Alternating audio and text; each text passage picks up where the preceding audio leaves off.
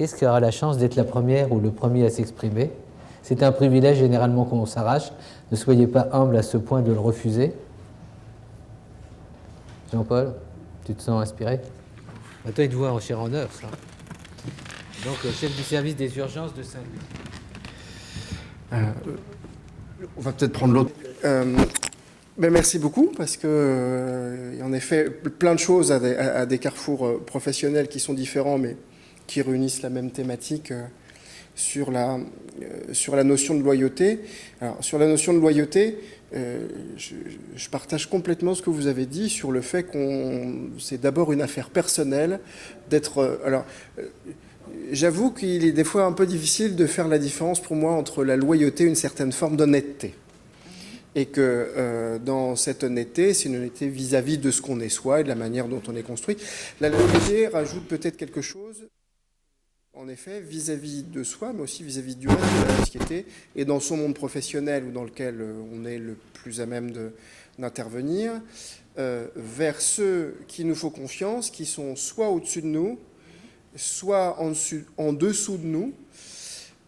Alors au même niveau que nous, je ne sais pas, je n'ai pas analysé cette affaire-là, mais je pense qu'il y a une notion d'honnêteté dans ces valeurs, telles que vous l'avez parfaitement dit. Après ça, sur la notion de transparence, moi j'ai toujours été frappé par le fait que quand on parle de transparence, c'est pas la personne qui demande la transparence pour elle. C'est toujours presque une injonction. Une injonction, pour le moment, je la vis un peu comme une injonction de la société. Alors je ne sais pas si c'est la société ou si c'est une certaine forme de représentation de la société qui demande aux gens, alors si on me questionne en tant que médecin, par exemple, un médecin d'être transparent. Et donc la réflexion que je me fais, et c'est pas Calimero, c'est de me dire, si on me demande de la transparence, c'est peut-être qu'a priori on pense que j'ai quelque chose à cacher. Et je trouve ça drôle comme principe de posture, vous confiez votre santé à quelqu'un et on va vous demander de la transparence, c'est-à-dire qu'on pense que peut-être déjà au départ, alors qu'on vous confie quelque chose, vous auriez un truc à cacher. Je trouve que la posture est un petit peu bizarre. L'autre chose, et je rebondis sur ce que disait Emmanuel, c'est sur la notion de la transparence. En fait, c'est probablement la forme ultime de la négation de l'existence. Moi, j'aimais bien l'expression qu'on avait quand on était petit et qu'il y avait quelqu'un qui passait devant la télé et qui restait devant la télé, on lui disait « ton père est pas vitrier ». Alors, donc, t'es pas transparent, je ne peux pas voir à travers toi. Mais en même temps, si on voit à travers moi, c'est que je ne suis pas moi, j'existe pas. Et la notion de cette négation de la personne dans une notion de transparence, alors la transparence, ça implique qu'il y a probablement un milieu entre deux choses, entre deux êtres, entre une société et une personne, c'est que quelle valeur je peux donner à l'information si je n'en fais pas le tri et si je livre tout ce qui me passe par la tête. Si je vous livrais tout ce qui me passe par la tête pendant qu'un malade me raconte son histoire ou pendant que je l'examine, c'est assez effrayant comme truc. Et c'est une vraie question, parce que par exemple, dans la transparence et dans le dossier médical, vous savez que vous avez tous accès théoriquement à l'ensemble des informations contenues dans votre dossier médical, mais moi je suis probablement de la vieille école où je réfléchis en parlant. Je réfléchis en écrivant, et des fois, on se demande si ce qui structure une démarche de pensée dans son jugement, dans son analyse, il y a des choses sur lesquelles on fait des hypothèses, on sait qu'elles sont fausses, on va revenir en arrière, on va en formuler d'autres, et tout ça, je peux les coucher sur un papier. Est-ce que ça m'appartient ? Est-ce qu'il faut que je le livre au patient ? Et si je le livre au patient, est-ce que je lui ai donné les bons codes pour comprendre ce qui est marqué à l'intérieur. Et donc je pense que cette histoire de transparence, c'est un petit peu une cote mal taillée d'un truc un peu mal fait.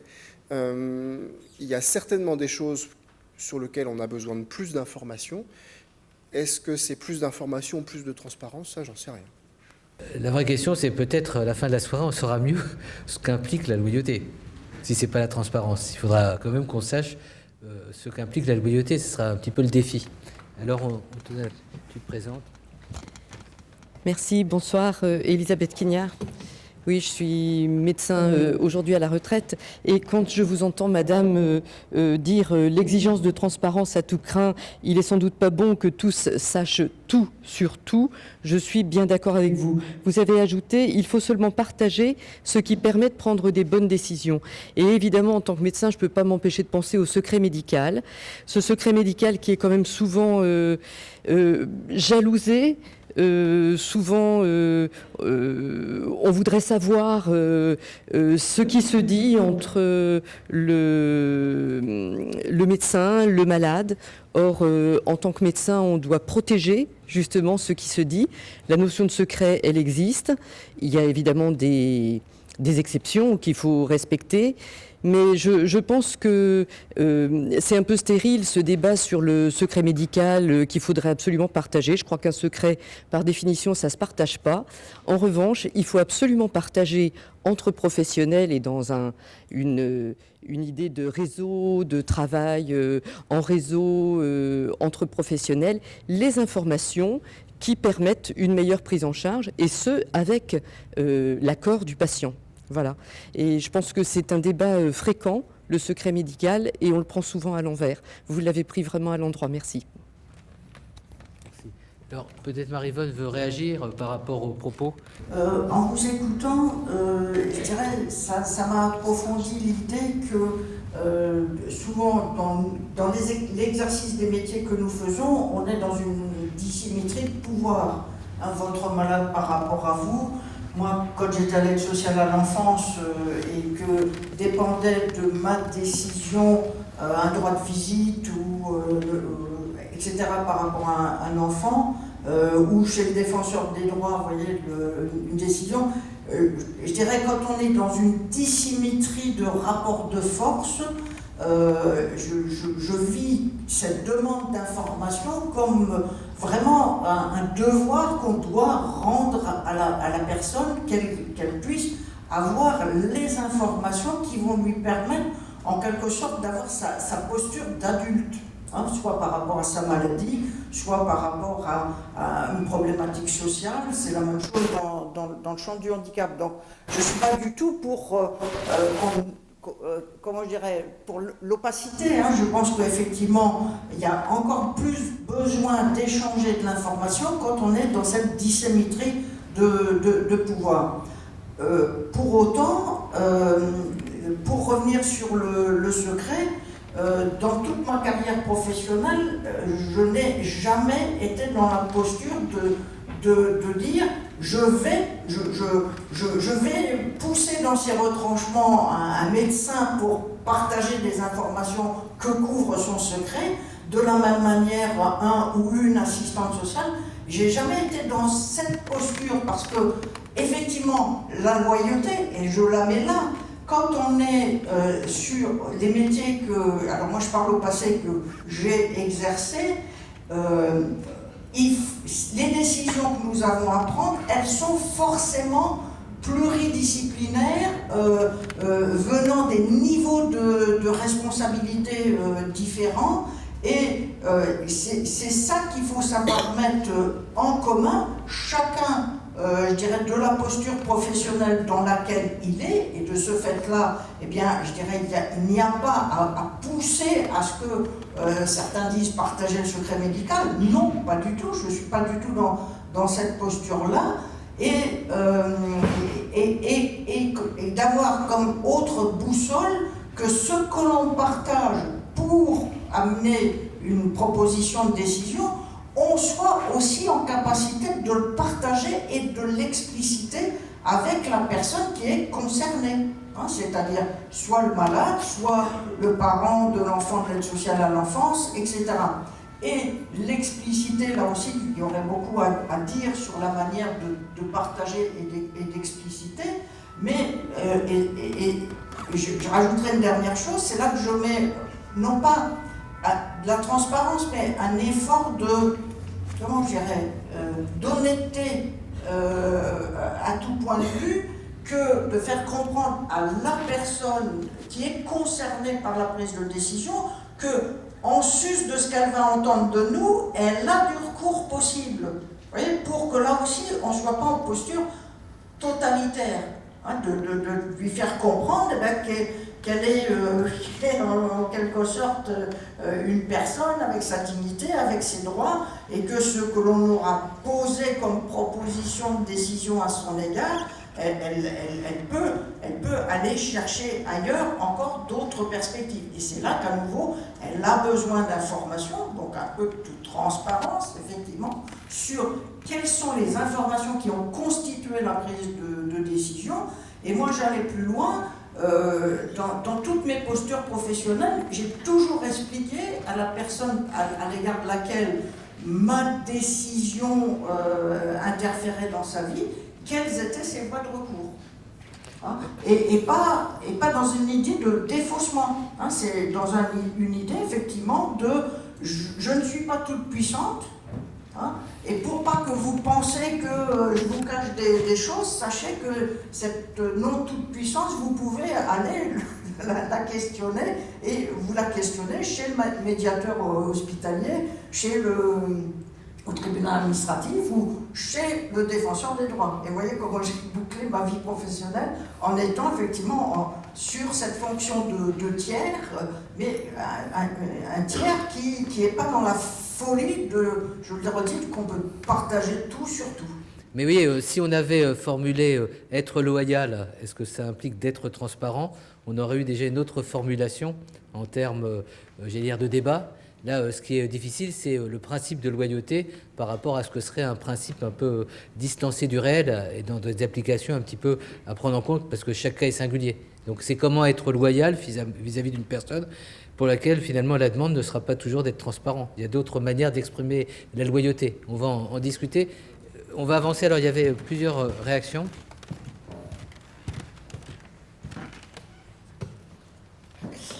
Bonsoir. Je vais vous livrer des petites choses un petit peu en vrac. Voilà. Ce sont des idées un petit peu en vrac que je vais vous livrer. Mais quand le thème de loyauté a été proposé quelque part, je m'interrogeais tout simplement sur la place de la loyauté aujourd'hui, même dans la République. Quelle valeur, quelle place elle a? Est-ce que ce n'est pas une des valeurs les plus perdues par rapport en tout cas à ce qu'on a pu déjà interroger, savoir l'engagement et la violence. Du coup, nécessairement, la loyauté en tant que plutôt qualité morale, et à quelle obligation elle engager, et à quelle obligation, moi, en tant que citoyenne, elle m'engageait. Et donc, du coup, il y avait une question qui venait, c'était la question de la considération. Quelle considération de quelle considération ai-je pu bénéficier personnellement? Donc la question des liens familiaux, ça a été évoqué, donc ce qui est là à la base de ce qui nous constitue. Et quelle considération aussi locale dans le groupe, dans les groupes que j'ai pu rencontrer, qui m'ont aidé à me construire, vous l'avez dit aussi, madame, et donc dans la nation, dans l'État, dans la société en général. En tout cas, de quelque chose qui est transmis. Et dans cette transmission, eh bien, il peut y avoir à la fois des choses qui ne sont pas dites, notamment des fois dans les familles, des liens qui peuvent être confus aussi dans les relations avec les autres, et puis la question surtout de la reconnaissance. Et dans cette reconnaissance, la manière de pouvoir se rendre à l'évidence de certaines choses et de la façon dont on va finalement interroger tout ce qui est d'ordre de la légitimité dans le lien et de la confiance aussi. Et du coup, en interrogeant tout ça, c'est un peu... comment entrer dans la relation de la reconnaissance et comment justement dans cette relation aussi prendre soin, parce que c'était ce qui nous interroge, ce qui nous réunit en tout cas par rapport à cette réflexion. Alors quelle forme finalement, quelle dynamique ça peut prendre, la loyauté, dans un mouvement vital, seul avec une relation malade, et puis en groupe, collectivement, avec une équipe. Et en quoi aussi peut-être une forme d'enracinement affectif qu'on pourrait avoir, peut questionner cette notion de loyauté. Alors je ne vais aussi pas être trop longue, en tout cas, on l'a dit, il y a la relation d'asymétrie, enfin le lien, on est bien sur des liens avec la loyauté, donc d'asymétrie, qui est très présente, donc pour les liens familiaux, parents-enfants, ou bien soignants-soignés. Et puis il y a aussi le lien Alors je vous disais l'égalité par rapport à la famille, par exemple. À quel moment on peut avoir des liens d'égalité? Alors dans le soin, si c'est dans la relation d'accompagnement, et moi par rapport à ma pratique d'accompagnement bénévole, eh bien non, l'égalité peut-être pas, si ce n'est que si, dans le fait que je suis une personne et que je rencontre une personne. Et l'égalité à ce moment-là, elle est bien là, de personne à personne. Alors comment, dans ce temps-là, on mobilise un certain nombre de choses, d'affects et d'émotions, et à ce moment-là, d'énergie et de choix qu'on va ajuster pour pouvoir entrer en reconnaissance. Et du coup, eh bien, il y a une chose qui est très importante, c'est la fidélité dans cette relation, et du coup, cette fidélité interrogée, quoi. Et quel est alors le sens de la loyauté? Alors, je me disais, peut-être à la rencontre des histoires de vie, à la rencontre des héritages des uns et des autres, et donc de la personne accompagnée ou de l'accompagnant, il y a peut-être la nécessité justement à un devoir éthique à restaurer cette fidélité dans la relation, à restaurer cette reconnaissance dans la relation, à restaurer une forme de justice, et que peut-être, est-ce que la transparence du coup, parce que j'avais pas eu la suite de la question, puis c'est tout à l'heure là, est-ce que c'est pas finalement voir la loyauté comme une responsabilité existentielle?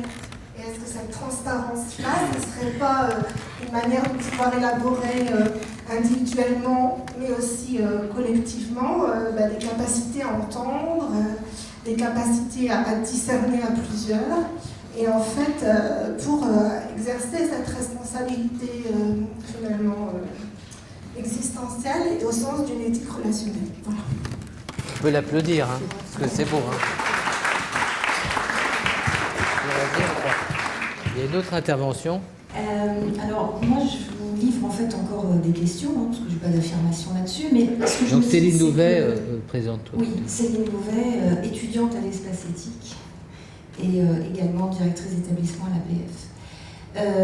Alors, la loyauté, vous parliez tout à l'heure d'honnêteté, et moi, ça me fait penser aussi à authenticité. Et la transparence me fait penser dans ce cas à la vérité. Et la vérité, toutes les vérités sont-elles bonnes à dire? Donc effectivement, faut-il tout savoir? Et est-ce que voiler un peu les choses n'implique pas alors aussi le respect de la pudeur de chacun?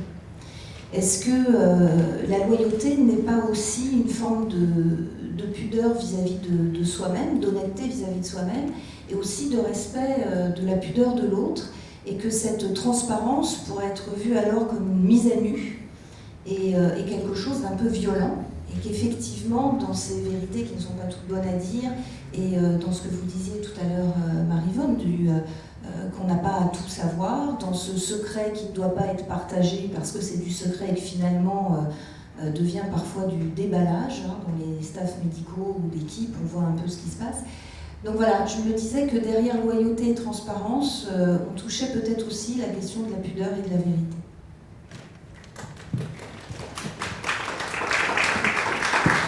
Faites attention parce que la prochaine fois, on vient un applaudimètre pour voir l'intensité des applaudissements. Un immense merci, on voit toutes les pistes. Là, on ne va pas détailler chacune des options qui sont ouvertes, mais c'est vraiment très très intéressant comme dimension à la fois philosophie, morale, politique. D'autres interventions? Je vais revenir les pieds dans la glace, hein, parce que moi je ne suis pas du tout philosophe, désolée.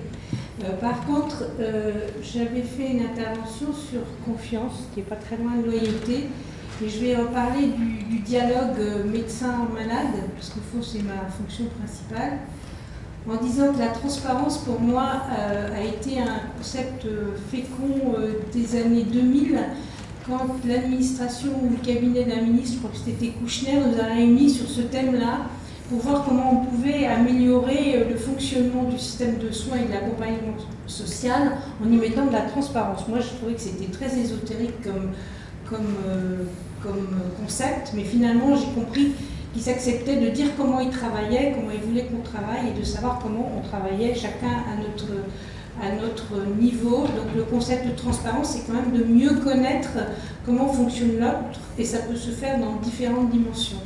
Et moi, j'ai vécu la transparence dans mon cabinet médical quand sont arrivés les internes.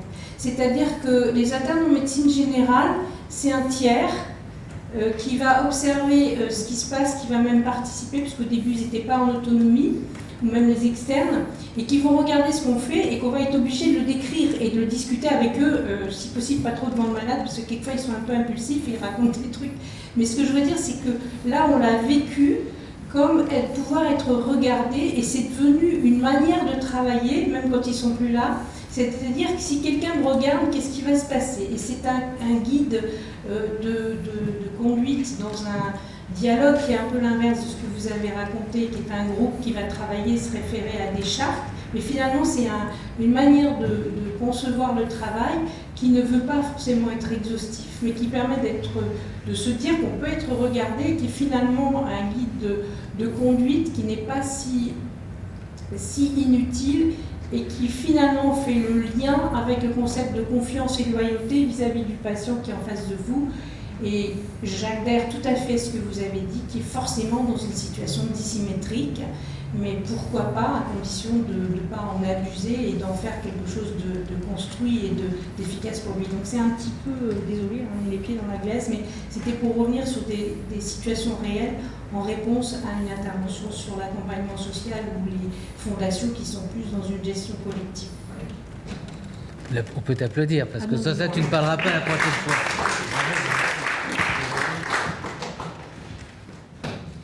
Non, je voulais juste affectivement dire que le docteur Marie-Laure Albi fait partie de ces rencontres que j'ai évoquées, puisqu'on s'est connus avant qu'elle soit dans le 14e, vous étiez aussi en Alsace.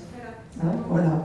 Donc on a été amenés à travailler ensemble, et notamment dans la DAS que je dirigeais à l'époque, elle a été justement... Enfin, je reformule ce que moi j'ai perçu de notre compagnonnage. Vous avez été justement une artisane d'essayer de combler la symétrie des pouvoirs entre les personnes qu'on accompagne et les autorités, comme celles que je représentais, pour étayer la parole des personnes en difficulté. On prend encore une ou deux questions avant de passer à la deuxième intervention, n'hésitez pas. En fin de compte, on est assez bloqué, on verra ce que dira tout à l'heure le philosophe, on est assez bloqué parce qu'avec la loi du 4 mars 2002 sur le devoir d'informer, on peut se poser, est-ce que informer, c'est être transparent, c'est-à-dire ne rien dissimuler à autrui, alors que c'est pas uniquement dire, c'est comment on le dit, et s'adapter à la personne, être loyal, pas uniquement divorcer d'une manière indifférenciée un savoir que la personne ne pourra peut-être pas toujours s'approprier et qui risque davantage de l'accabler que de lui redonner une capacité d'initiative et d'action. Donc la vraie question, c'est une question qui est quelque part morale. Qu'est-ce que c'est être loyal, par exemple, à l'égard d'une personne qui peut être en situation de vulnérabilité ou d'une personne qui ne demande peut-être pas au médecin qu'il soit loyal, mais qu'il soit d'abord un bon médecin. Et on voit aussi qu'il y a une distance entre tous les présupposés très philosophiques et moraux, alors que la personne, elle attend probablement qu'il soit plutôt sympa, ça c'est peut-être un prérequis, mais surtout qu'il soit un bon médecin. Et dans la loyauté, il y a des médecins qui sont très loyaux et qui ne sont pas très pertinents dans leurs indications, de leurs soins. Je dis c'est des éléments à prendre en compte pour ne pas mettre de la morale a priori partout, alors que ça doit être un élément de plus, mais qu'on ne doit peut-être pas hiérarchiser, j'allais dire, au sommet, j'allais dire, de la pyramide. C'est une question qu'on peut se poser. Et qu'est-ce que c'est être transparent face à l'incertitude de la maladie, pour prendre un exemple? Qu'est-ce que c'est la transparence pour un médecin au début d'un traitement voilà. Non, mais c'est tous ces éléments à prendre en compte. Les transparents aussi vis-à-vis de qui? On voit, nous, de plus en plus dans les débats éthiques, il y a la personne malade, mais il y a aussi ses proches. Qu'est-ce qu'on dit, qu'est-ce qu'on ne dit pas, alors que déontologiquement, on n'a pas à dire proche sans le consentement de la personne. Qu'est-ce que c'est être transparent, c'est-à-dire jusqu'où une indication pronostique, par exemple. Voilà. Donc je pense que ça mérite d'être discuté. On voit que sur le terrain, c'est pour ça que souvent Marie-Laure, ma consultante, elle me renvoie toujours dans les réalités très très pratiques. On voit que certains grands concepts méritent d'être posés. pour dire, voilà, il y a un cadre qui est important, qui renvoie aux valeurs de la démocratie, du respect de la personne. Être loyal, c'est être respectueux à l'égard de la personne, de manière circonstanciée, mais qu'à un moment donné, il faut passer dans la pratique. Et c'est le va-et-vient entre la théorie et la pratique est quelquefois difficile pour des professionnels qui n'ont peut-être pas toujours des conditions de travail pour être loyal. Est-ce qu'on est loyal quand on exerce? Je pose des questions, vous avez des gens qui sont ici sur le front du soin, quand on exerce dans des conditions très contraintes, avec peu de disponibilité parce que manque de temps, manque de moyens. Est-ce que c'est être loyal quand on est une personne en situation de précarité sociale qui ne disposera même pas de l'information en termes de prévention? Enfin voilà. Et jusqu'à quel point ça engage aussi la société d'être loyale par rapport aux valeurs qu'elle prétend porter? Enfin, je veux dire, c'est une question que je me permets de la poser. Et ensuite, on va avoir une autre intervention, je la sens dans la salle, elle est extrêmement pertinente. Elle mature. Qui est-ce qui va intervenir? Présentez-vous. Non, moi je suis un citoyen du 4e arrondissement, quoi, à la ligne. Et on a du plaisir. Voilà. Bon, tout à l'heure vous avez parlé de valeurs et vous avez dit sans valeurs on ne peut rien faire. Donc, mais ce qui m'a un peu choqué, c'est que vous avez l'impression, une fois que les valeurs sont définies, c'est figé, c'est dans le marbre, c'est terminé. Alors que pour moi, les valeurs, ça évolue avec la société, avec le temps, etc. Donc, à un moment donné, il y a certaines valeurs, mais c'est tout, ce n'est pas figé dans le marbre, c'est en fonction de ce qu'on connaît, surtout dans la médecine. Et après, ce qui m'interpelle, en fait, la loyauté et la transparence. Quand vous avez un malade en face de vous, il faut vous dire que, en fait, il va entendre, il ne veut pas obligatoirement tout entendre, il veut entendre ce qui l'arrange à un moment donné. Même s'il est parlé des cas sociaux, etc. N'importe qui, si vous apprenez qu'il va crever, enfin, qu'il a quelque chose qu'on ne sait pas quoi faire, c'est pas sûr que ce soit la bonne solution de lui dire. Donc la loyauté, en fonction de vos valeurs, c'est de ne pas mentir. C'est-à-dire que le mensonge, mais l'oubli, c'est pas un mensonge. On est là. On a toujours dit, l'oubli, c'est pas un mensonge. L'oubli, c'est en fait s'adapter à la personne. Donc donner à la personne ce qu'elle a envie d'entendre pour lui permettre de progresser. Pour moi, c'est ça ce qu'on peut attendre d'un toubib en face d'un patient. C'est en gros, en fonction de ce que vous diagnostiquez, en fonction de vos valeurs, lui raconter ce qu'il a envie d'entendre pour essayer de mieux s'en tirer. C'est tout. Merci. Hein, voilà. Il a le droit de faire un peu.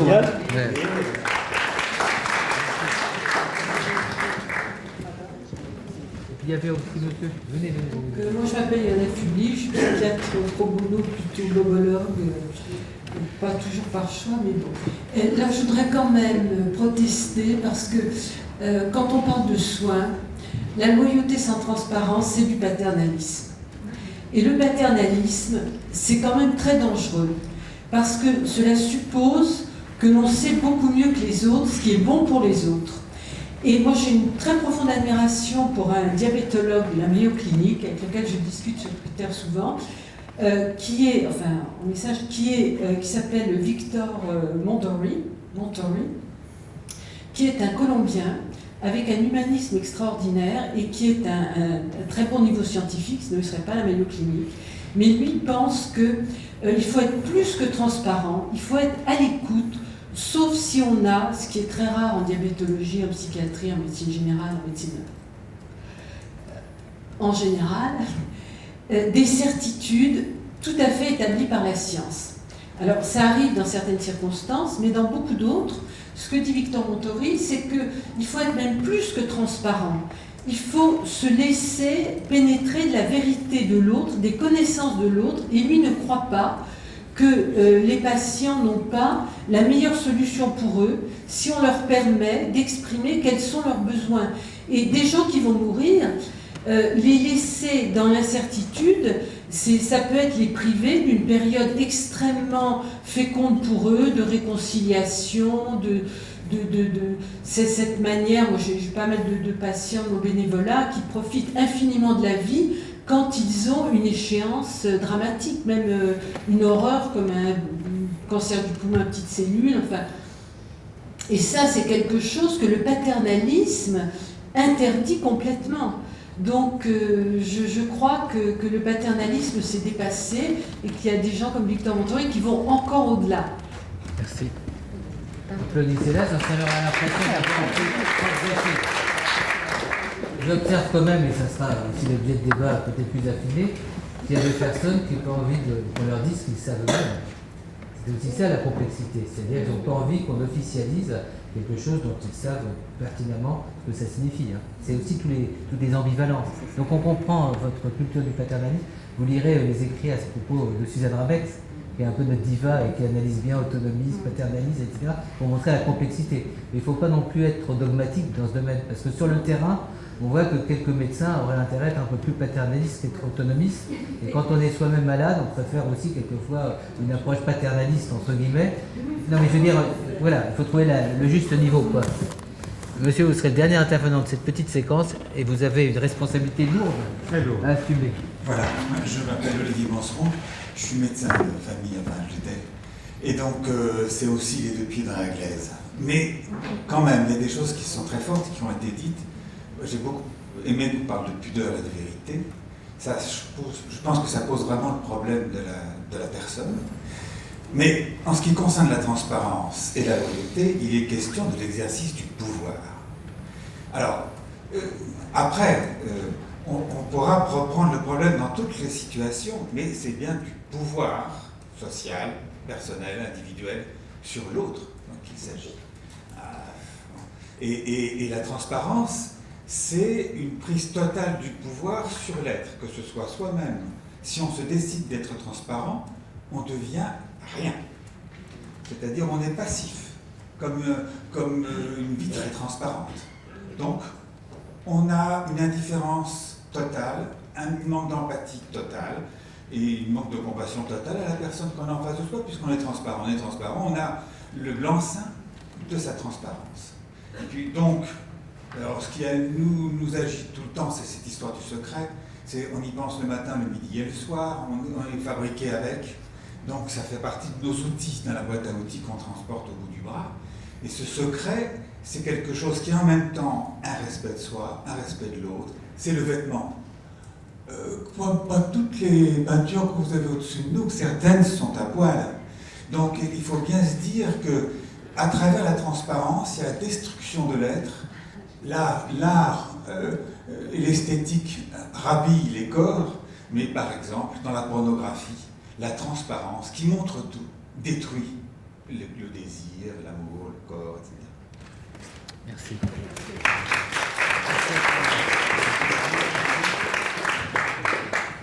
Merci d'abord aux intervenants, à Marie-Vonne. Là, ça monte, c'est crescendo. On va voir après la deuxième séance, la deuxième intervention, comment ça va être. Alors avant de donner, merci, on peut aussi applaudir Marie-Vonne. Je crois que je me reconvertirai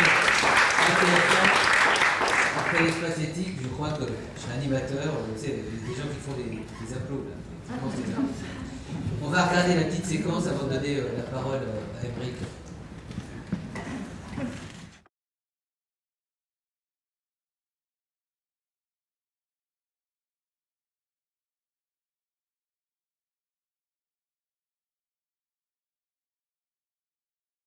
Être transparent ne sert à rien, sauf si on a quelque chose à cacher. Par contre, ce qui m'intéresse plus, c'est de savoir où est-ce que je vais mettre un peu de lumière. Si c'est mon rôle, et si c'est mon rôle d'avoir une valeur ajoutée, c'est d'éclairer telle partie ou d'éclairer telle autre partie. Et c'est en fonction de l'éclairage qu'on met sur un symptôme par rapport à un autre symptôme qui va faire que je vais penser plutôt à telle maladie plutôt qu'à telle autre.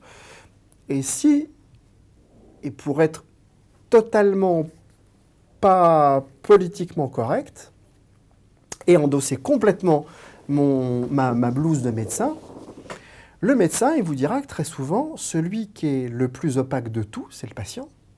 Il y a peut-être un dévoiement de la transparence qui s'appelle l'exhibition ou la manipulation. On n'est plus là dans la même forme de transparence que la transparence qui vise à garantir, par exemple, un bon usage des deniers publics, un processus de décision démocratique. On est dans autre chose qui sert d'autres fins que les valeurs auxquelles on peut légitimement souhaiter être loyal. Non, la transparence n'est pas du tout un gage de loyauté. Pour moi, la transparence le devient, à la limite, lorsque l'on est transparent sur sa méthode, sur les bénéfices-risques, sur ses limites, sur l'idée qu'on a de ce que ça va donner, mais sans la certitude. Là, voilà, là, on commence à s'avancer plus sur de la méthode, la transparence sur la méthode. Voilà, en l'état de la science et en l'état des connaissances, ce que moi, je peux vous proposer, mais je n'ai pas de garantie, j'allais dire, sur la réussite. Évidemment, chacun réagira de manière positive vis-à-vis de la transparence. Mais la transparence, c'est évidemment pas de se dire je la crains pas parce que j'ai rien à cacher. On a tous des choses non pas à cacher mais à préserver. Notre être le plus profond. Je ne vais pas évidemment révéler à chacun tous les sentiments que m'inspire une discussion que j'ai avec lui. Le risque, ça pourrait être de se dire qu'au motif qu'on a été transparent, on a rempli son travail parfaitement, on a fait son office et qu'on n'est plus responsable de la suite. Et ce serait dans ces cas-là une forme de désengagement. Et là, de mon point de vue, une rupture dans la relation de soins. Loyauté, pour moi, dans la relation, alors pas médecin, mais dans la relation médicale, dans la relation soignante, c'est de donner cette certitude qu'on écoutera ce que veut le malade et qu'on essaiera de répondre à sa volonté, même si c'est à l'inverse de ce qu'on peut imaginer comme bon soin, mais même s'il refuse le traitement, qu'on continuera à s'occuper de lui et à lui proposer quand même quelque chose. La loyauté, pour moi, c'est celle-là. Et donc, le fait d'être totalement transparent, c'est peut-être aussi le fait pour le médecin de devoir s'effacer. Et est-ce que c'est vraiment ce qu'on demande au médecin? La question que se pose mon interlocuteur, mais le premier signe de respect, le premier signe de loyauté à son endroit, c'est d'essayer de comprendre quelle question il se pose. Et je pense qu'on est au cœur, aujourd'hui, de cette relation. Et on est très loin de la transparence. La transparence, elle est utile, elle est parfois indispensable. Il ne s'agit évidemment pas d'en faire un danger permanent. Mais n'en faisons pas l'outil qui remplace effectivement ce respect, cette loyauté.